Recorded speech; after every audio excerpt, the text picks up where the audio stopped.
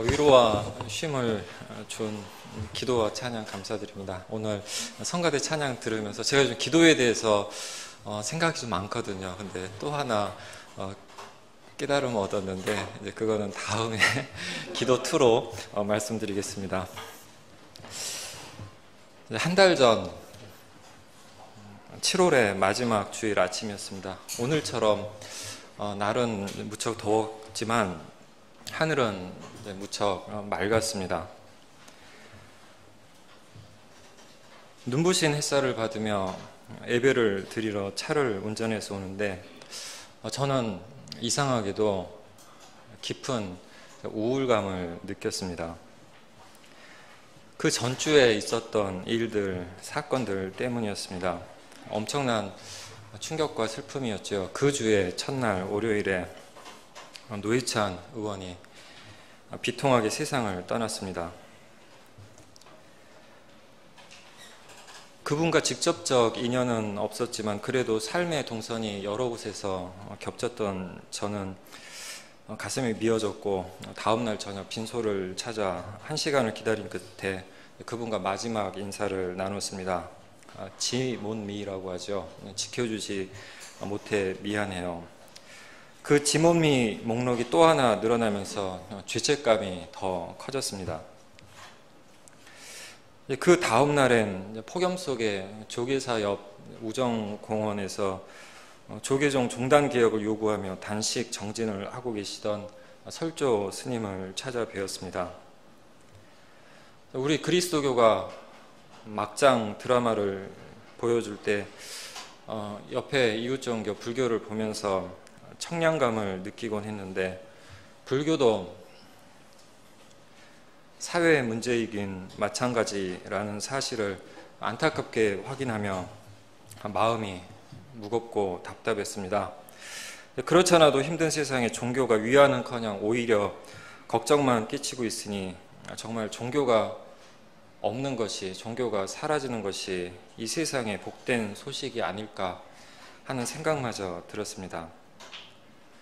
그런 사회적 사건 말고도 제 가까이에서 어려움과 아픔을 겪고 있는 이들에게, 자매 형제들에게 별 위로와 도움을 주고 있지 못한 것도 제게 깊은 번민이 되었습니다. 그런 비통하고 안타까운 사건이 반복되고 그때마다 한 개인으로서 제가 하고 있는 일이, 제가 할 수 있는 일이 별로 없다는 무력감이 죄책감과 섞이면서 우울감을 일으켰던 것 같습니다. 그런 마음 상태로 예배를 드리러 가니 마치 가슴에 돌덩이가 막힌 것처럼 무겁고 답답할 수밖에요. 음악이라도 들으면 좀 나을까 싶어서 CD 플레이어를 켰는데 하필이면 빌리 할리데이의 글루미 선데이, 우울한 일요일이 흘러나왔습니다. 슬픈 시단조의 노래를 들으면서 보는 태양은 왜 그리 찬란한지요? 하늘은 왜 그리 푸른지요? 그래서 더 우울한 일요일 아침이었습니다. 그렇게 마음이 우울의 차로를 계속 달리는데 문득 출구 표시처럼 몇 년 전 스리랑카에서 알로이시우스 피어리스 신부님과 나누었던 대화가 생각났습니다.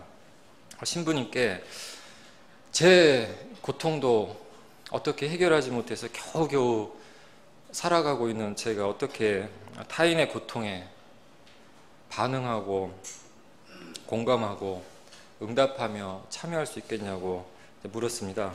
그러자 신부님께서는 잠시 침묵하시더니 당신의 한 친구 신부님 이야기를 해주셨습니다. 그 친구 신부님은 원인을 알 수 없는 두통으로 만성 두통에 시달리던 분이었습니다. 통증이 너무 심할 때는 잠을 주무실 수 없었다고 합니다. 그런데 그분이 어느 날 아침 피어리스 신부님께 전화를 하셨답니다. 무슨 내용이었냐면 그 지난밤에 머리가 너무 아파서 잠들 수가 없어서 어차피 잠들긴 글렀으니 밤새 기도나 하자라고 생각을 하고 기도하기 시작했는데 이 친구 피어리스 신부님의 어머님이 아프다는 것을 기억하고 친구의 어머니를 위해서 밤새 기도하셨다는 겁니다. 아픈 사람이 아픈 사람을 위해서 기도했던 것이죠. 피어리스 신부님은 이 이야기를 들려주면서 아무리 힘들어도 아무리 아파도 우리는 고통받는 타인을 위해, 서로를 위해 기도할 수 있고 기도해야 한다고 가르쳐 주셨습니다. 그 아침 몸과 마음이 다 아팠던 저도 피어리스 신부님이 해주신 이야기를 기억하면서 가까운 이들 중에 힘들어하거나 아파하는 이들의 얼굴을 떠올리면서 기도하기 시작했습니다. 점점 기도의 서클을 넓혀서 제가 잘 모르는 사람, 그리고 제가 좀 불편하게 여기는 사람들까지도 포함해서요. 그런데 기도할수록 정말 기도로 연대할 사람의 이름이 계속 생각났습니다. 나중엔 오히려 길이 좀 막혔으면 하는 마음조차 들었습니다. 그러면 한 사람이라도 더 위해서 기도할 수 있으니까요. 그 일요일 아침에 제가 기억하며 기도했던 분들은 자신들을 위해 제가 그 시간에 기도하고 있으리라고는 상상도 못했을 겁니다. 그런데 신비하게도 그렇게 고통받는 이들을 위해서 기도하다 보니 무겁고 딱딱했던 제 몸과 마음이 점점 가벼워지고 부드러워지고 따뜻해지고 끝내는 기쁨조차 느꼈습니다. 그리고 작은 믿음이 그때 하나 생겼습니다. 그것은 제가 그렇게 누군가를 위해 기도하고 있는 것처럼 누군가도 저를 위해 기도하고 있을 거라는 믿음이었습니다. 그 믿음이 오래전 즐겨 부르던 노래를 마음의 플레이어로 틀었습니다. 레니 울프의 누군가 널 위해 기도하네 였습니다. 당신이 지쳐서 기도할 수 없고 눈물이 빗물처럼 흘러내릴 때 주님은 우리 연약함을 아시고 사랑으로 인도하시네. 누군가 널 위해 기도하네. 누군가 널 위해 기도하네. 내가 홀로 외로워서 마음이 무너질 때 누군가 널 위해 기도하네. 그 노래를 속으로 따라 부르는데 눈시울이 뜨거워졌습니다. 마음을 짓누르고 있던 돌덩이가 치워진 것 같았습니다. 연약한 사람이 연약한 사람을 위해 기도할 때, 아픈 사람이 아픈 사람을 위해 기도할 때, 고통을 받는 사람이 고통을 받는 사람들을 위해 기도할 때, 마음이 무너진 사람들이 서로를 위해 기도할 때 우리는 고통 속에서도 삶을 포기하지 않고 살아갈 이유와 힘과 용기를 얻게 된다는 것을 깨달았습니다. 그 순간 글루미 선데이, 우울한 일요일이 조이풀 선데이, 기쁨의 일요일로 바뀌었습니다. 기도의 힘 덕분이었습니다.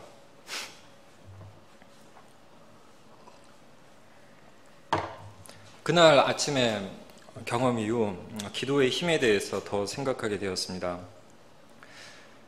그런데 그날 아침 그리고 그 이후에 제가 느끼고 이해하게 된 기도의 힘은 일반적 의미의 힘과 달랐습니다. 그것은 사태를 변화시키는 힘이 아니라 사람을 변화시키는 힘이었습니다. 그것은 문제를 해결하는 힘이 아니라 문제를 다르게 해석하고 다르게 체험하게 하는 힘이었습니다. 그것은 권력자가 독점하는 힘이 아니라 마음이 무너진 사람들이, 연약한 사람들이 공유하는 힘이었습니다. 기도의 힘에 대한 이런 이야기가 어쩌면 무기력하고 비관적으로 들릴 수도 있겠지만 우리가 직면하는 삶의 진실에 더 가깝지 않을까요? 제 개인적 신앙의 여정을 돌아봐도 제가 정말 간절히 기도했던 것은 대부분 이루어지지 않았습니다. 특히 고통 속에 있는 이들을 위한 기도일수록 더욱 그랬습니다. 아픈 사람들은 나아도 아플 거 다 아프고 기진맥진해서 나았습니다. 목숨을 건져달라고 호소했던 사람들은 대부분 속절없이 쓰러져 갔습니다. 억울하게 어려움을 겪는 이들의 형편도 좀처럼 나아지지 않았습니다. 그런 일들을 겪을 때마다 내 믿음이 약한 건가? 그래서 내 기도는 고통받는 이들에게 아무런 힘도 되어주지 못하는 건가 하는 자괴감과 죄책감에 빠졌습니다. 만약 기도가 모든 문제를 해결하는 길이요 힘이라고 믿는다면 그 믿음의 결과는 무수한 끝없는 좌절일 때가 더 많을 것 같습니다. 물론 기도의 응답을 받는 분들, 그리고 기도에 힘이 있는 분들, 기도의 능력을 고백하는 경건한 신앙인들도 많이 계시지만 그 못지않게 경건한 사람들도 고통을 겪습니다. 또한 끔찍한 자연재난이나 사회적 참사는 기도에 해결하는 힘을 근본적으로 의심하게 만듭니다. 온 나라 사람들이 기적을 바라면서 기도했지만 뒤집힌 세월호 안에서 단 한 아이도 살아서 빠져나오지 못했습니다. 기도가 정말 모든 것을 해결하는 것이라면 우리가 탄핵해야 했던 이는 무정한 그 정치인만이 아니라 우리 자신 무능한 신앙인이었는지도 모르겠습니다. 더 심각한 문제는 그런 믿음이 선하고 의로운 이들이 부당하게 겪는 개인적 사회적 고통을 정당화할 수도 있다는 것입니다. 우리 시대에 의로운 사람 욥을 비난하고 정죄하고 모욕하게 되는 것입니다. 기도에 대한 성서의 이야기들을 읽고 묵상하면서 깨닫게 되는 것은 믿음이 좋으면 모든 기도가 응답될 거라고 여기는 것은 교만이라는 사실입니다. 필립 얀시는 그의 책 기도에서 모세, 다윗, 욥, 요나, 엘리야, 하박국, 에레미야, 바울 같은 이들의 기도도 응답되지 않았다는 사실을 강조합니다. 심지어 어떻게 기도해야 하는지 가르쳐 주셨던 예수의 겟세마네 기도도 응답되지 않았습니다. 이런 경건하고 신실한 이들의 응답되지 않은 기도를 성찰하며 얀시는 C.S. 루이스의 통찰을 인용합니다. 언제나 응답을 받아내는데 성공한다는 것은 그리스도교의 교리가 아니다. 그것은 오히려 마법에 가까울 뿐이다. 만약 우리가 기도하는 것이 마법처럼 모두 이루어진다면 아마 세상은 교통신호 체제가 망가진 도심의 도로처럼 엉망이 되고 말 것입니다. 전쟁에서 서로 승리하게 해달라고 기도하는 나라들, 곡물이 자라고 있도록 비를 내려달라는 가난한 농부와 그날 하루에 일감을 얻을 수 있도록 해를 비춰달라고 기도하는 가난한 건축 노동자, 재판에서 서로 이기게 해달라고 기도하는 피고와 원고, 이렇게 상충하는 수십억 인류의 기도를 하나님은 일일이 분류하고 판단하고 조정하여 들어주시고 해결해 주실까요? 물론 전지전능한 하나님이 그렇게 기도에 응답하신다고 믿을 수도 있을 겁니다. 하지만 그럴 경우에도 선하고 경건한 이들이 무고하게 고통을 겪고 있는 현실은 하나님의 무능 또는 직무유기를 의심하게 만듭니다. 그렇다면 우리는 왜 기도하는 것일까요? 우리는 왜 기도해야 하는 것일까요? 저는 무엇보다도 기도에는 고통받는 사람들을 연결해주는, 이어주는 힘이 있다고 생각을 합니다. 이 연결하는 기도의 힘에 대한 믿음이 고통을 견딜 수 있게 해줍니다. 내가 누군가를 위해 기도하듯이 누군가 나를 위해 기도하고 있다는 것을 믿게 되면 아무리 큰 고통도 덜 힘들게, 덜 괴롭게 경험할 수 있기 때문입니다. 어쩌면 고통, 페인을 괴로움, 서퍼링으로 만드는 것은 외로움일 것입니다. 모든 성도를 위한 기도, 서로를 위한 기도는 나 홀로 또는 너 홀로 고통을 겪지 않게 하는 힘입니다. 여기서 중요한 것은 기도의 힘은 고통을 없애는 데 있는 것이 아니라 고통을 함께 하는데, 고통을 나누는데, 그리고 고통을 달리 보고 달리 겪게 하는 데 있다는 것입니다. 바울은 로마의 그리스도인 자매 형제들에게 보낸 편지에서 소망을 품고 즐거워하며 환난을 당할 때 참으며 기도를 꾸준히 하십시오라고 권면했습니다. 오늘 읽은 에베소서 기자는 끝까지 참으라고 합니다.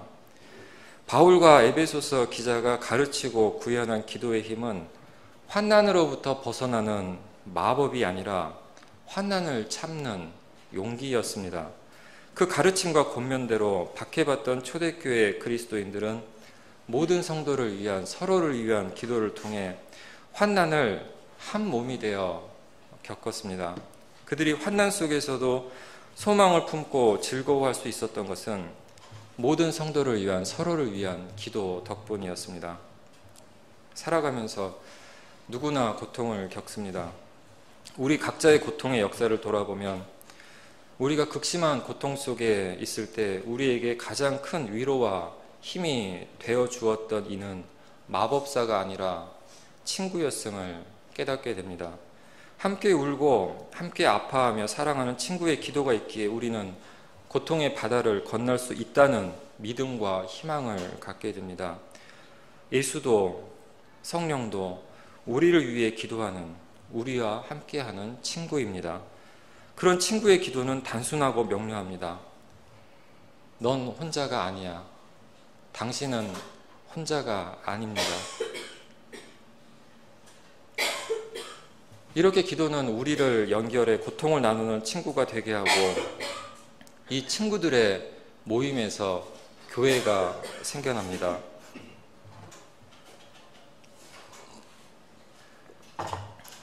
그렇다면 공동체적 몸으로서의 교회는 어떻게 기도해야 할까요? 개인의 기도가 자기 삶의 울타리 안에서만 울리는 독백이 아니어야 하는 것처럼 세상 속에서 하나님의 나라를 일구는 소명을 자각하고 실천하는 교회의 기도도 집단의 담장에서만 맴도는 소리가 아니어야 할 것입니다. 우리의 기도는 세상과 연결되는 사회적 기도, 사회적 중보 기도가 되어야 할 것입니다. 그런데 우리는 기도를 세상에서의 삶이 아닌 영적 세계의 삶에만 관련된 것으로 여기기도 합니다. 기도는 영적 전쟁을 위한 것이라고 믿는 것입니다. 사실 오늘 함께 읽은 에베소서 성서 본문은 우리 그리스도인들에게 매우 익숙한 하나님의 전신갑주 본문의 일부입니다. 에베소서 6장의 11절과 12절을 읽어보겠습니다. 악마의 관계에 맞설 수 있도록 하나님이 주시는 온몸을 덮는 갑옷을 입으십시오. 우리의 싸움은 인간을 적대자로 상대하는 것이 아니라 통치자들과 권세자들과 이 어두운 세계의 지배자들과 하늘에 있는 악한 영들을 상대로 하는 것입니다. 여기서 특히 권세들, 더 파워스는 영적 세계에서 활동하는 악한 영들로 여겨져 왔습니다. 물론 악한 영의 작용에 대해서는 늘 깨어 경계해야 하지만 영적 전쟁만을 강조하는 그리스도인들은 세상의 사회적 악에 대해 무관심하게 됩니다. 이와는 정반대로 악의 외적 구조와 제도에만 관심을 갖는 사람들도 또한 있습니다. 그럴 경우 악과 싸우다 악에 물들게 됩니다. 괴물과 싸우다 괴물이 되는 것이죠. 이와 같은 두 극단은 악의 힘을 바르게 인식하며 악에 맞서지 못하게 합니다. 악의 내적 작용과 외적 작용을 모두 직시해야 하는 이유가 여기에 있겠죠. 이런 문제를 가장 정교하면서도 열정적으로 치열하게 사유하고 발전시킨 이는 월터 윙크라고 생각합니다.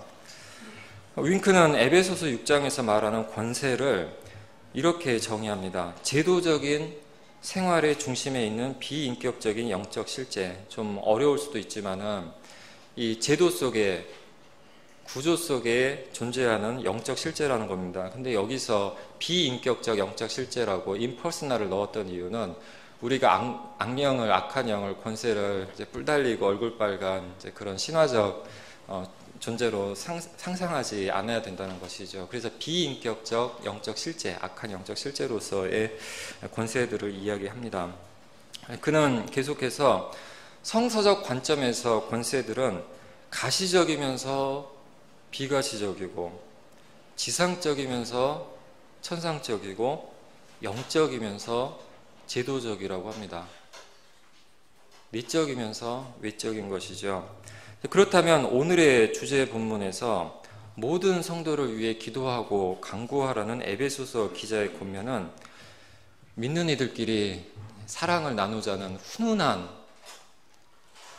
교제의 이야기라기보다는 악한 사회적, 영적 권세들에 맞서는 저항의 맥락에서 이해해야 할 것입니다. 즉 모든 성도를 위한 기도는 세상의 권세들에 맞서는 개인과 사회를 고통과 불행으로 몰아넣고 있는 그런 권세들에 맞서는 저항의 일부, 그것도 필수적 일부인 것입니다. 우리는 이런 저항을 위한 또는 저항으로서의 기도의 본보기를 디트리 보네퍼의 삶에서 보게 됩니다. 히틀러의 제3제국이 인류를 어둠 속으로 몰아넣고 있을 때 독일의 대다수 그리스도인들은 폭력과 악에 침묵하거나 공모했습니다. 하지만 소수 그리스도인들은 침묵하지 않고 작은 저항의 촛불을 밝혔습니다. 고백교회 그리스도인들이 그들이었습니다.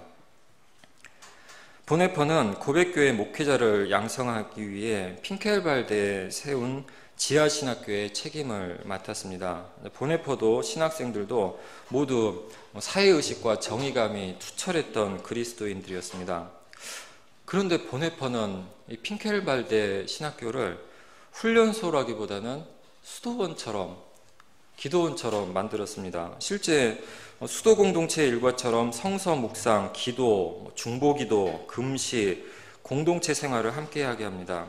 그러자 수도적 차원이 약했던 프로테스탄트 문화에서 신앙하며 살아온 신학생들의 반발도 있었습니다. 지금은 행동할 때지 기도할 때가 아니라는 생각도 있었을 것 같습니다.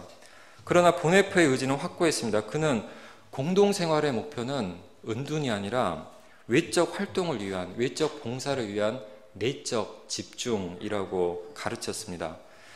점차 신학생들도 보네퍼의 신념에 동의했고 그들은 함께 기도와 생활의 공동체를 이루었습니다. 이 핑켄발드 신학교는 2년도 채 채우지 못하고 나치에 의해서 강제로 폐쇄되었습니다. 그러나 그들이 이루었던 기도와 삶의 공동체는 나치에 맞서는 권세들에 맞서는 저항의 힘이 되었습니다. 아마도 기도 생활을 통해 가장 큰 힘을 얻은 이는 보네퍼 자신이었을 겁니다. 그의 삶에서 기도와 저항은 분리될 수 없는 하나였습니다. 그럼 보네퍼의 신앙과 삶을 생각했던 것일까요? 보네퍼를 무척 아끼고 사랑했던 칼 바르트는 기도를 위해 두 손을 모으는 것은 이 세상에 혼란에 저항하여 일어서는 행동의 시작이라고 말했습니다. 기도는 저항의 준비나 저항의 전 단계가 아니라 저항의 일부로서 저항의 시작이라는 것이었습니다. 세월호 이후, 촛불 이후, 미투 이후 우리는 격동하는 이후 시대를 살고 있습니다. 너무 격렬해서 길을 잃을 것만 같습니다. 그럴수록 우리는 냉철한 정신, 따뜻한 가슴으로 시대의 표징을 읽어야 할 것입니다.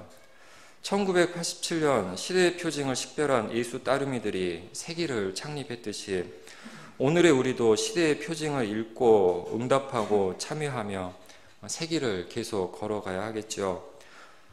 오늘 우리의 상황은 과거 어느 때보다 1980년대보다 더 복잡하고 더 복합적입니다. 권세들은 우리 바깥만이 아니라 우리 안에서도 은밀하게, 그래서 더 치명적으로 작용하고 있기 때문입니다. 그래서 우리는 더욱 기도해야 할 것입니다. 월터 윙크는 기도 없이는 우리의 내적 삶이 위축되고 결국 우리가 맞서는 세력과 같아진다고 경계하면서 기도는 권세들로부터 전염된 영혼이 치유되는 야전병원. 기도는 권세들로부터 전염된 영혼이 치유되는 야전병원이라고 했습니다. 모든 성도를 위한 기도는 가슴이 무너진 우리를 하나로 연결해 줍니다. 그렇게 기도를 통해 한 자매 형제, 한 몸이 된 우리는 세상을 변화시키는 공동체로 살아갑니다. 물론 지금까지처럼 앞으로도 우리는 개인적으로도 계속 고통을 겪을 것이고 공동체적으로도 환난을 겪을 것입니다. 그렇기에 모든 성도를 위한 우리의 기도는 우리의 개인적, 공동체적 삶의 길이 되어주고 야전 병원이 되어줄 것입니다. 지난 여름 수련회 때 세길의 기도란 무엇이냐는 물음에 최만자 선생님은 공동체가 곧 기도라고 답하셨습니다. 그 고백대로 세길이 기도의 공동체이기를, 세길이 기도이기를, 우리가 고통받는 서로와 모든 성도를 위한 성령의 기도이기를 바랍니다. 함께 기도하겠습니다.